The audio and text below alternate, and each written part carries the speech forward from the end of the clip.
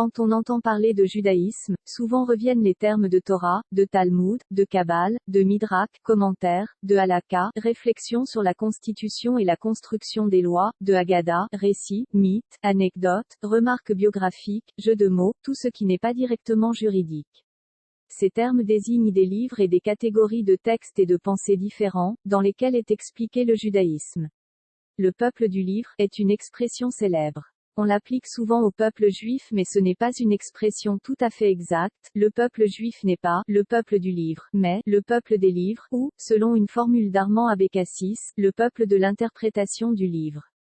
Il faut en effet insister sur ce point, le judaïsme n'a pas pour base qu'un seul livre car, à côté de la Bible, il en existe un autre, le Talmud.